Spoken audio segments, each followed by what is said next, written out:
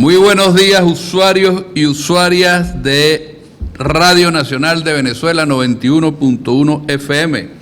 Bueno, así comienza su programa Revolución y Trabajo, ¿no? Cuando son las 8:12 de la mañana de hoy jueves 27 de agosto. Esa es la fecha, ¿verdad? 27 de agosto. Por la señal que recorre la patria, RNB. Bueno, estamos en la semana de flexibilización segura, según lo establecido en la fórmula venezolana del 7+7, en sus 3 niveles. Bueno, el llamado a seguir implementando las medidas de bioseguridad recomendadas por la Organización Mundial de la Salud y la Comisión Presidencial para enfrentar la propagación del COVID.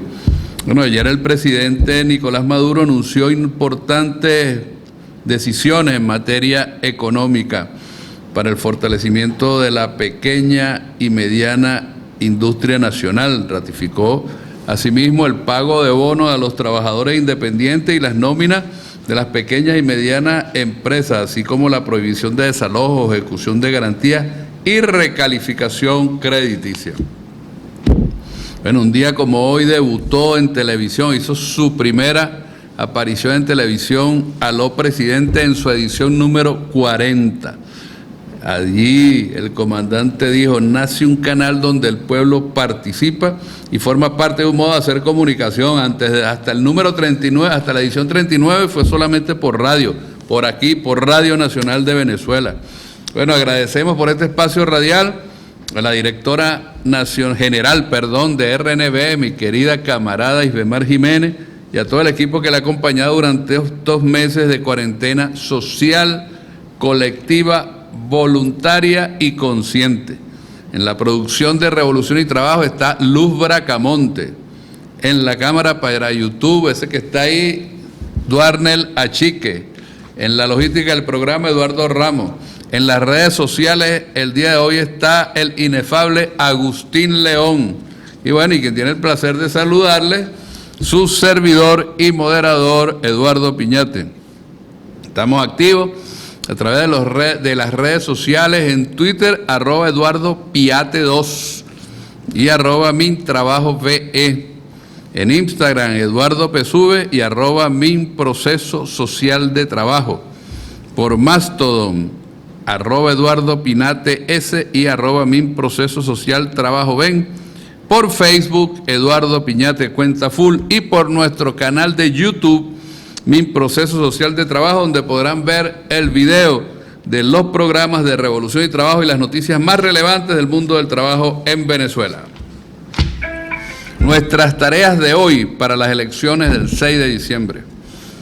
En la videoconferencia del presidente Nicolás Maduro con las direcciones nacionales del Partido Socialista Unido de Venezuela, de la Juventud del PSUV y los gobernadores de estado, realizada el 17 de agosto, el camarada Maduro denunció que estamos enfrentando un boicot internacional contra las elecciones de la Asamblea Nacional del 6 de diciembre. Y allí mismo planteó la necesidad de salir a combatir este boicot en todos los espacios nacionales e internacionales, armados con la fuerza de nuestra unidad, la justeza de las ideas y objetivos que defendemos y con nuestra superioridad moral como pueblo. Obviamente, tal boicot está encabezado por la élite imperialista estadounidense, dirigida por Donald Trump, sus aliados de la Unión Europea y los gobiernos satélites de Estados Unidos en el continente, a la que se suma un ejército de economistas, periodistas, políticos y otros intelectuales funcionales a los intereses imperiales. Una verdadera internacional contrarrevolucionaria de carácter fascista y por ende enemiga de la democracia y de los pueblos.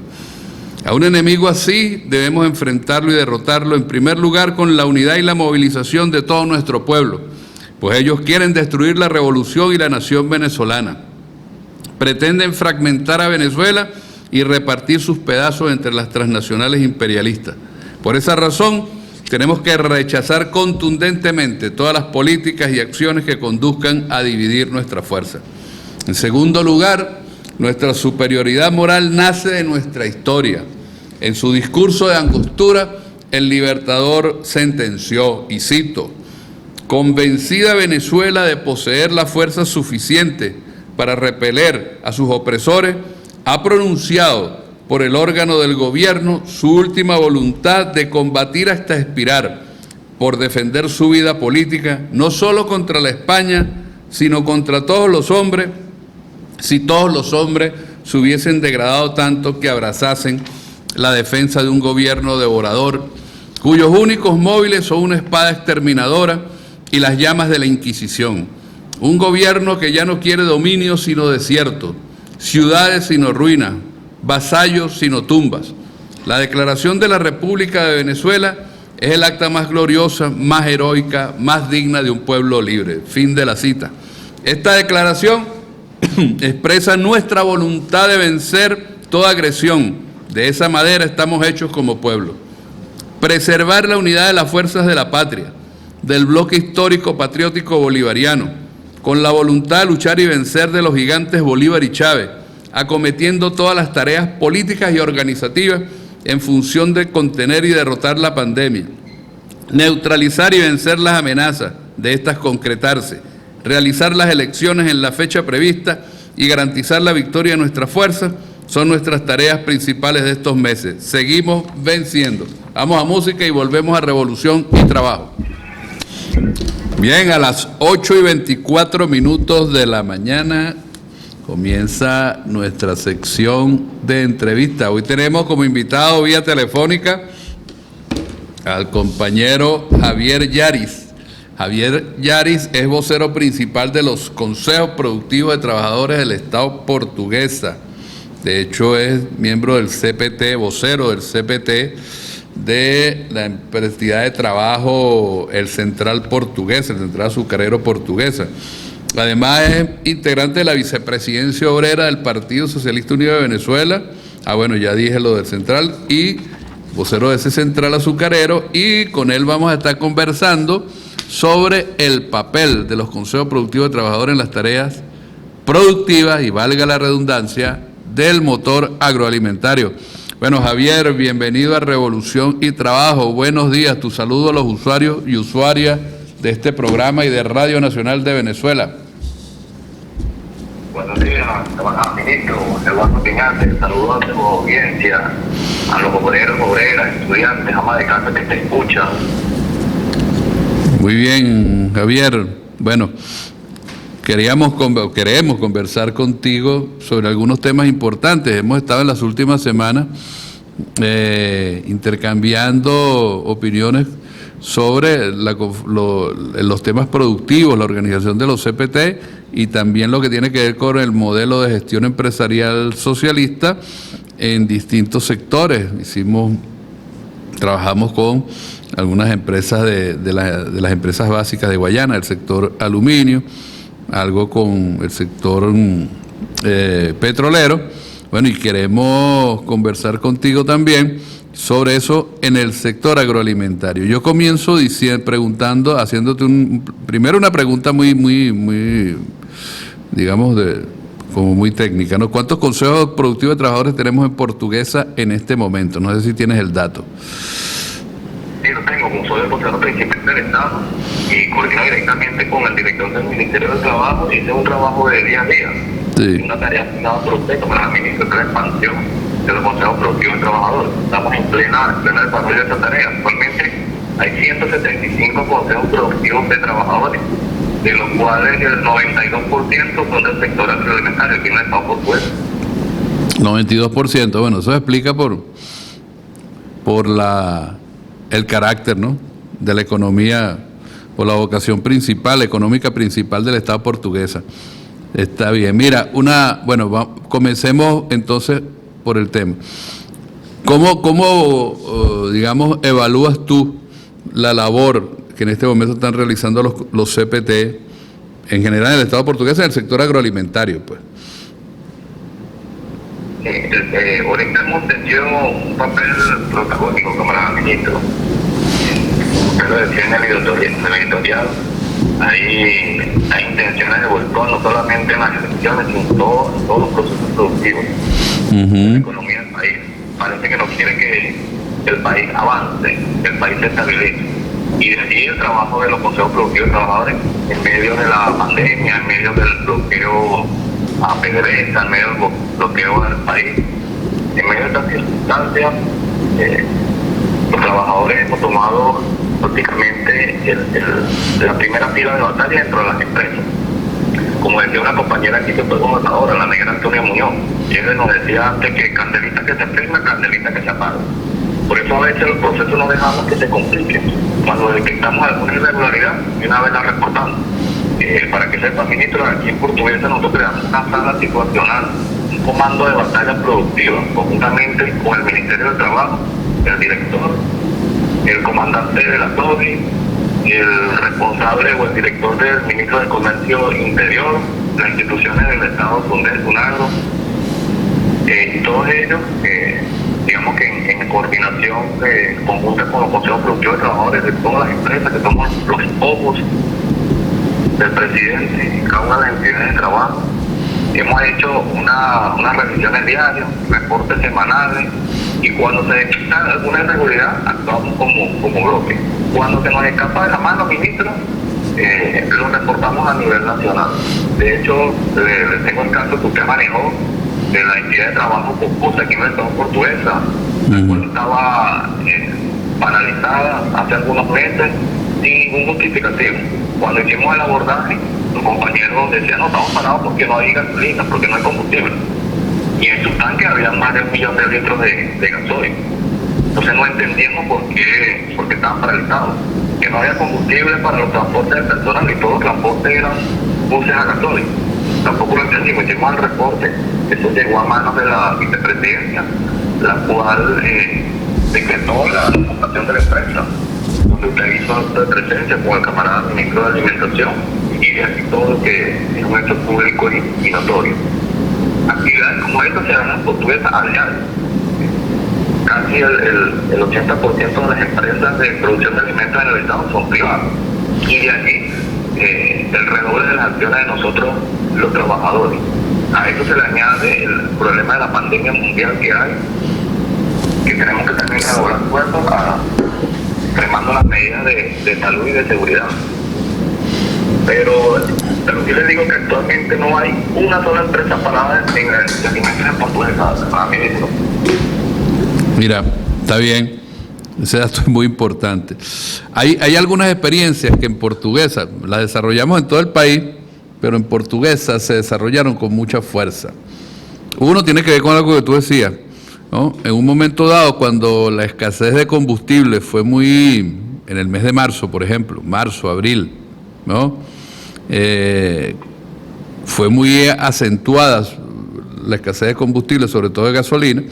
Nosotros, junto con los compañeros del Ministerio de Alimentación, del Ministerio de Comercio Nacional, SUNAGRO, etcétera, hicimos una directriz hacia los estados, ¿no? Que involucraran, o sea, en función de que involucraran a los CPT en todo el tema de garantizar la garantía de combustible necesario para la producción. Tú te referías al tema del gasoil, en el caso de Coposa, ¿no? Que determinó una medida ¿cómo se llama? De ocupación temporal, exactamente, en la cual tareas nos las dieron al ministro de Alimentación, a mí, y estuvimos allí, ¿no? Ahora bien, esa es una experiencia. La otra experiencia que se ha desarrollado, y en Portuguesa con mucha fuerza también, es el debate, las llamadas mesas de precios y costos, algo así. ¿Ok? Un poco, y tú has dado algunas opiniones sobre ese tema que son bien interesantes, de cómo se ubica la clase obrera allí, los trabajadores, todo eso. Pues entonces, danos unas reflexiones sobre ese tema. Son las metas de precios acordados que se están dando a nivel nacional, se llevaron a los territorios. De hecho, aquí quien coordinó eso fue el gobernador Rafael Calle, una empresa mixta llamada Miseven, Harina Cali, un compañero asiático, Chino Fede, que prestó las instalaciones para que se dieran estas discusiones.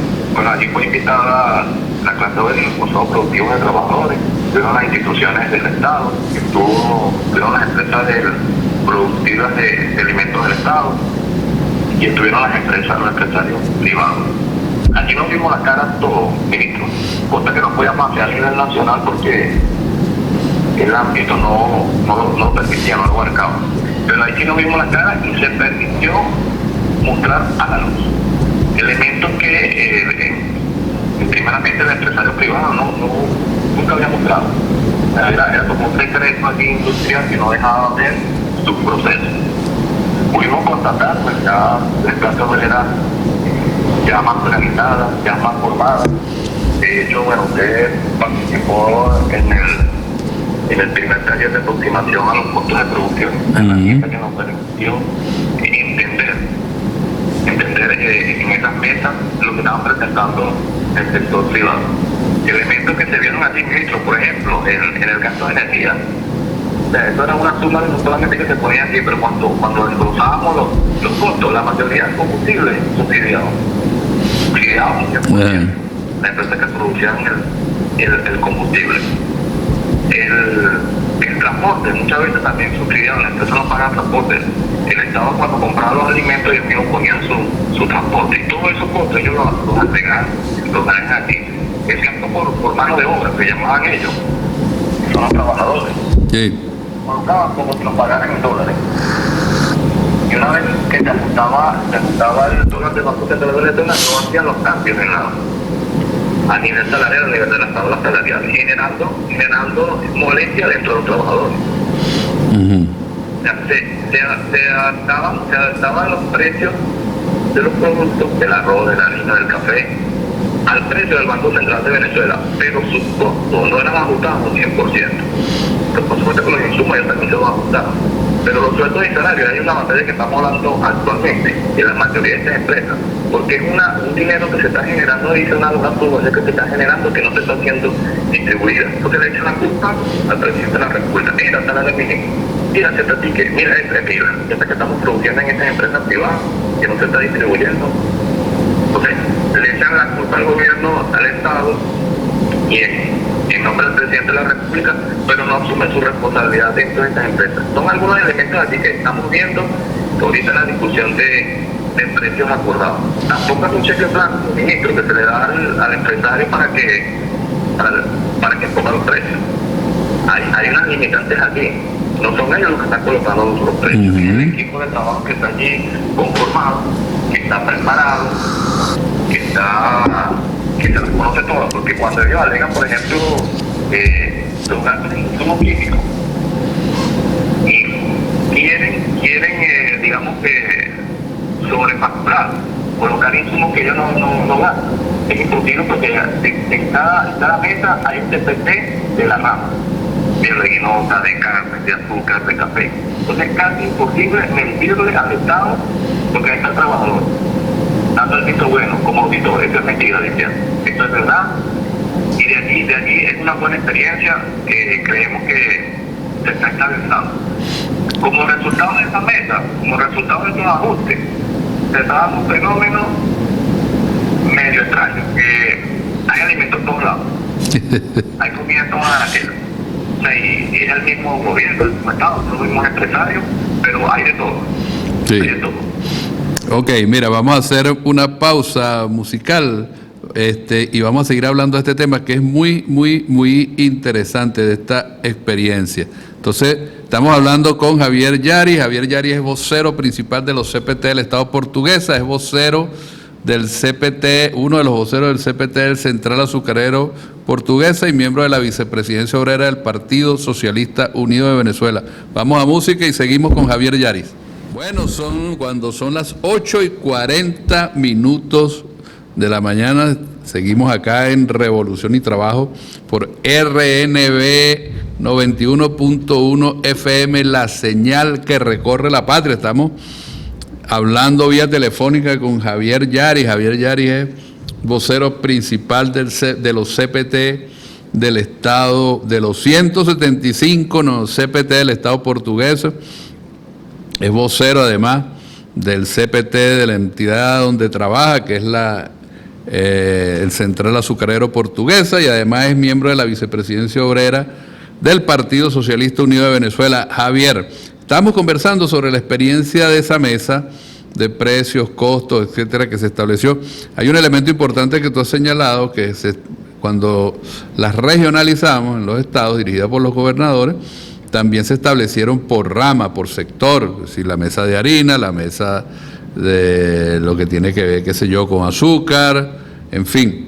Y eso ha dado determinados resultados. Tú decías, hay una cosa extraña, ¿no? Que ahorita hay abastecimiento en los anaqueles. Te oigo. Aló, Javier Yaris. Parece que perdimos a Javier.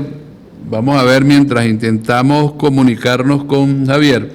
Hago algunos comentarios importantes, ¿no? Mientras me informan si vamos a poder retomar la comunicación con el camarada Javier Yaris allá en el estado Portuguesa.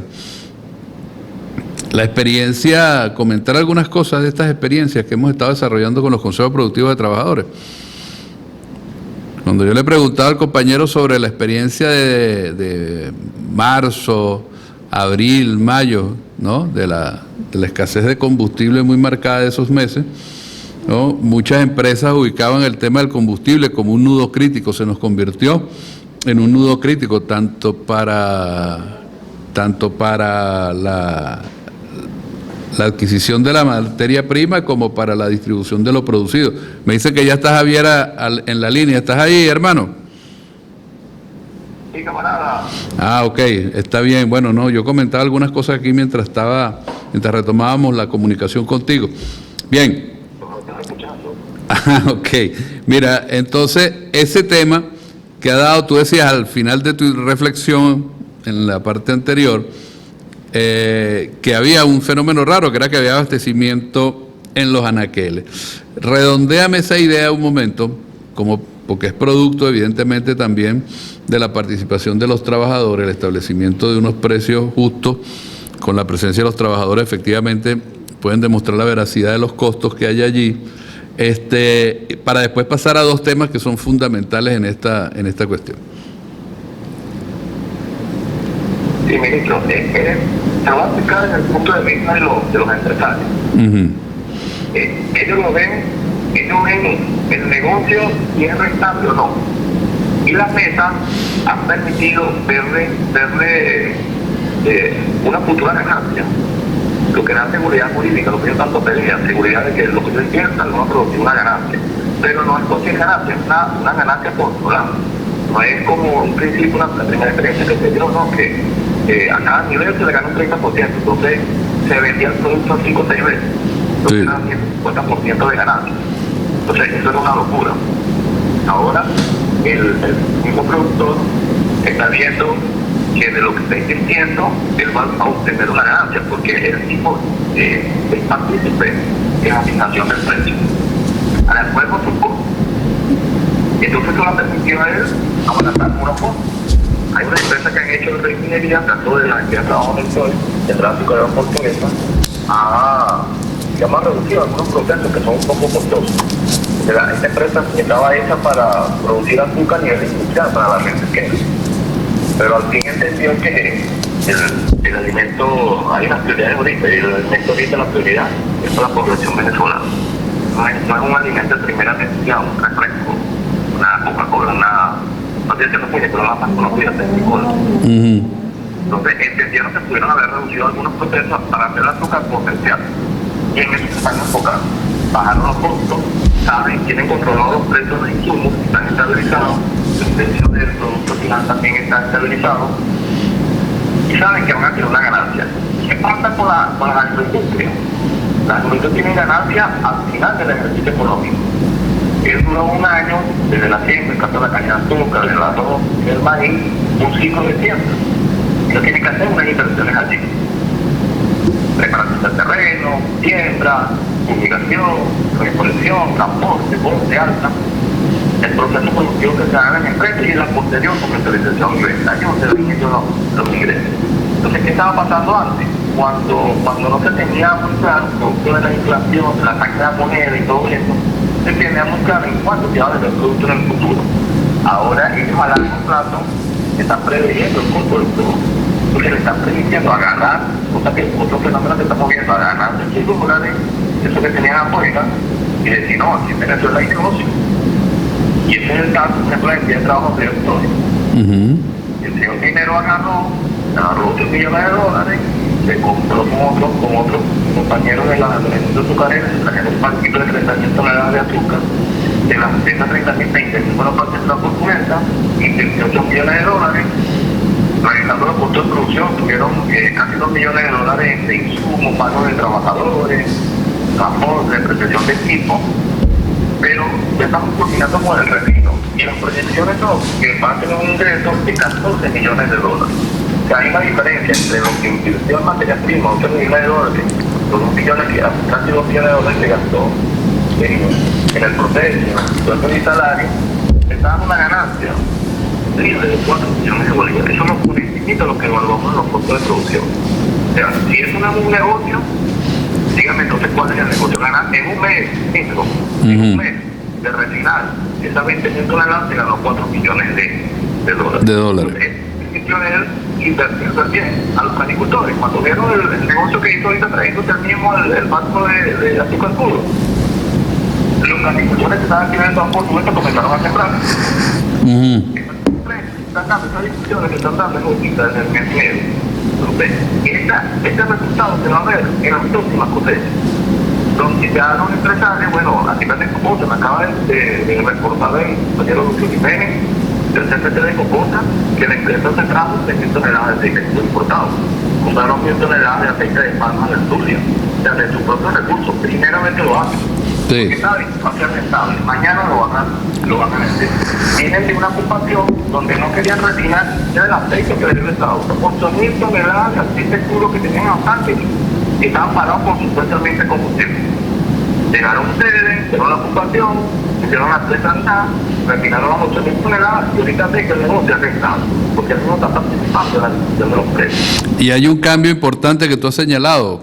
No es el Estado quien está metiendo los dólares ahí, las divisas que están siendo escasas, sino que son los propios empresarios privados los que están poniendo sus dólares en eso. Así es, y esperamos que esto sea un efecto dominó para todos los sectores de la economía. Ya al menos el sector agroalimentario lo está entendiendo. Está viendo que pueden multiplicar sus recursos sin menoscabo al consumidor final. ¿De acuerdo? Porque antes ponían unos precios que eran incomprables. Ponían unos productos allí que era, había que ver un riñón para poder comprar un kilo de arroz y un kilo de aceite. Ok. Está bien, me parece importante eso. Hay dos temas en los que quiero conversar contigo al cierre del programa, ¿no? Uno, pues ya nos queda poco tiempo, el tema de la formación y la capacitación de los trabajadores, técnico-política y, ideológica y política y la capacitación técnica. Y el otro, la formación de los cuerpos combatientes. Te doy unos 3 minutos para que me desarrolles un poco esas dos ideas. ¿Cómo se está dando eso en Portuguesa? Bueno, ahorita, como les comenté, acabamos de salir de un taller de aproximación de los costos de producción a nivel nacional. Lo estamos ejecutando a nivel regional, acá en Portuguesa. Nos correspondió la responsabilidad de darlo tanto en el Estado de Barinas, a los productores de trabajadores del Estado de Barinas, como a los cursos productivos de trabajadores del Estado de Portuguesa. Un nivel un poco técnico, se participó en la primera ponencia de coyuntura política. Ya está casi culminando la segunda corte aquí del Estado Portuguesa. Eso es un elemento aquí de formación. Como nuestra sala situacional económica de la zona, los talleres de formación se están dando conjuntamente con lo que está dando los compañeros de la división de medios de milicia, el cuerpo combatiente de cada uno de CPT. Estamos asistiendo los días sábados allá, nos encontramos en la ADI-3 del Tauro, y allí nos están dando de 70 integrantes. Bueno, ¿qué se hace? Eso no se puede decir, eso es para el momento, para el día B y la hora A. Pero también estamos haciendo un proceso de formación preparado para todos los centros. Amenazas diarias. Ya que se aproxima ya una futura elección y posible salida del presidente de los Estados Unidos, bueno, cada dos pasados ya vamos. Así es. Ya no sabe qué decir, y lo único que le queda decir es Venezuela, lo que se va a salir del país. Es lo único elemento que le queda. Estamos siendo formados, capacitados desde el principio de la nación. Adicional a eso, el Ministerio del Trabajo, a través del Centro de Encuentro, habilitó un portal donde se está dando cursos de formación rápida a los trabajadores. Más de 100 cursos pude ver de la plataforma que presentó la compañera Linda Concha aquí en el Estado Portuguesa. Una reunión con todos los consejos productivos de trabajadores. Algunos ya se han inscrito, está la formación a través del ministerio. Bueno, con la modalidad que está de moda ahorita, ministro, online, videoconferencia. Sí. De la pandemia. De hecho, por eso fue que no me escuchaban, porque la costumbre es apagar el micrófono. Apagué el micrófono cuando estábamos hablando y no me di cuenta que tenía que parece que se cayó la llamada, pero ya no estamos adaptando a esta agradecimiento. Estamos trabajando, nos estamos formando y estamos preparados para el ministro de portugués. Así es. Yo creo que ese es un movimiento muy importante. Yo creo que en este tiempo la clase obrera venezolana, yo lo he dicho varias veces, muestra como una especie, un nuevo espíritu, ¿no? Un espíritu enfocado en la producción, en ponerse a la vanguardia en la construcción del socialismo bolivariano, asumiendo las tareas de vanguardia en este momento, que es un elemento fundamental de agresión imperialista y de lucha contra la pandemia del COVID-19. Bueno, damos las gracias, de verdad, Javier, te damos la oportunidad de que te despidas aquí, una reflexión final a los usuarios y usuarias de Revolución y Trabajo. También a toda tu audiencia, que sé que son todos los trabajadores de Venezuela, a las amas de casa, a los estudiantes, a los mototaxistas, ahorita que ando en moto, siempre escucho la radio nacional de Venezuela, un mensaje de esperanza. Venezuela ha sido guerrera, ha sido heroica y no vamos a abandonar esta lucha. Ahorita hay una campaña feroz por las redes, gritando los mismos cuadros de la revolución, supuestos mensajes contradictorios contra el gobierno.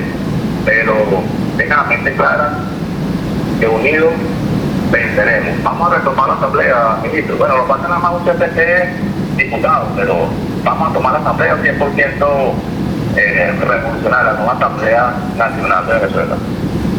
Así es, hermano. Bueno, de verdad, bien buena esa reflexión.